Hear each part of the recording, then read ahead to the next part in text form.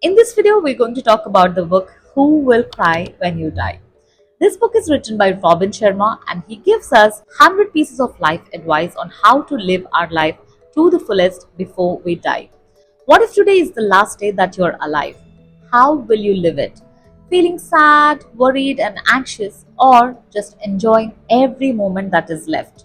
Maybe a bit of both, isn't it? In this book, Robin Sharma suggests 100 things that we can do to live a life which is more meaningful and fulfilling. Here's what I liked. Truth fast. Do a truth fast or go on a truth fast for at least 7 days. Every day, we intentionally or unintentionally lie for small things at work or home. And take this opportunity to take a truth fast for 7 days and be completely honest with every person that you meet and in every transaction that you make and in every interaction that you have for the next 7 days and come out as a better person than you are on the first day that you started this truth fast. Platinum 30.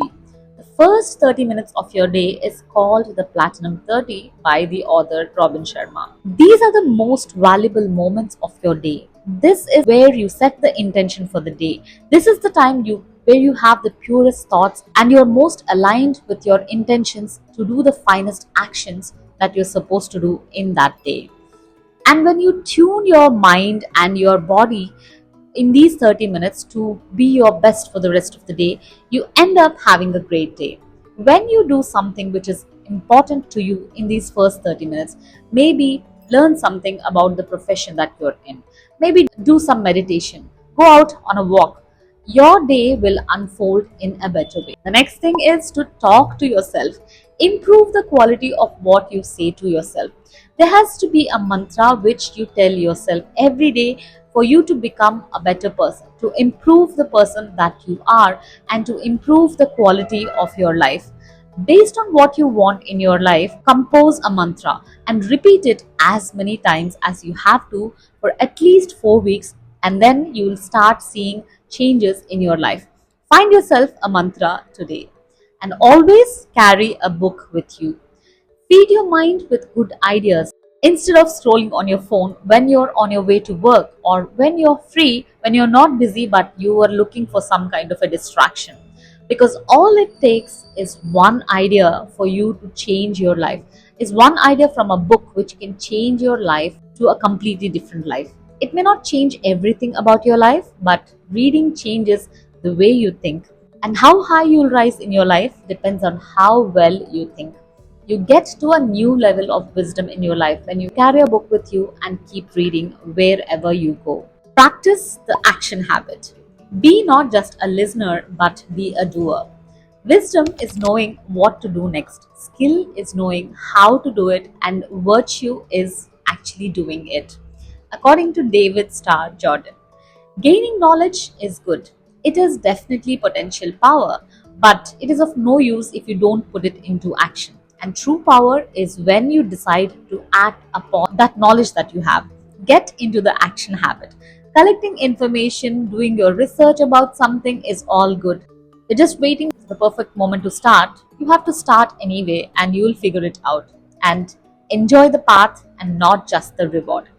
The real value of setting and achieving goals does not lie only in the achievement itself, not only in the reward itself, but in the person that you are becoming while you're striving for those goals. And these goals have not just given you results, but they have made you more disciplined, more resilient, more wiser, and more stronger. So it is essential to enjoy the path and not just the rewards when you're setting goals for yourself. Go on a news fast. Every day you wake up, you see more and more negative news. Why? Because that is the only news that sells, and that is the only thing that attracts revenue, that brings revenue to the newspapers or the news channels, the TV channels. So, how is it benefiting you? Is it making you more and more negative about the society, about the world around you?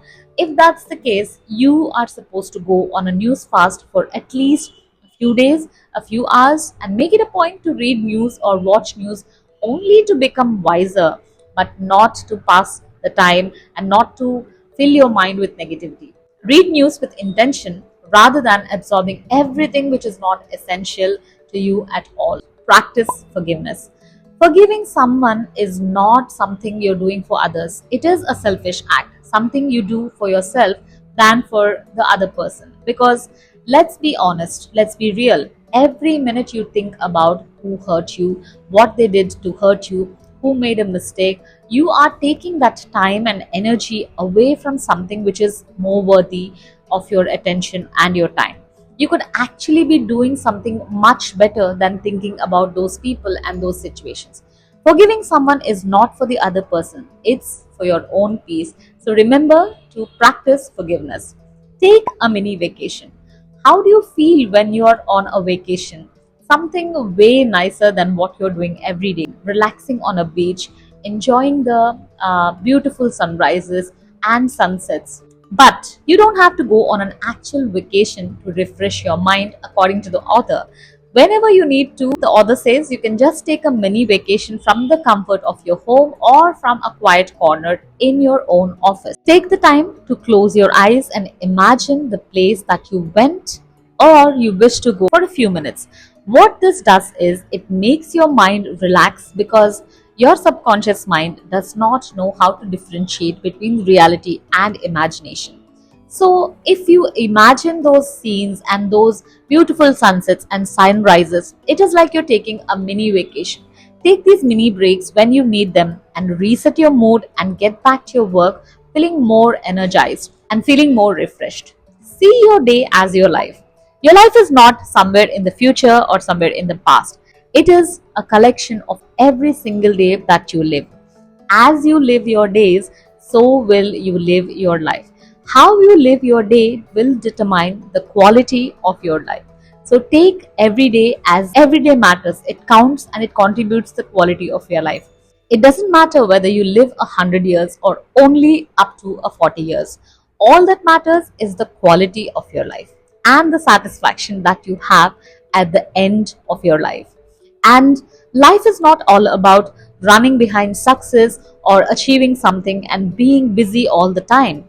It is also about enjoying those simple moments and simple things in life while we are still here. And these are only 10 things that I have mentioned in this video.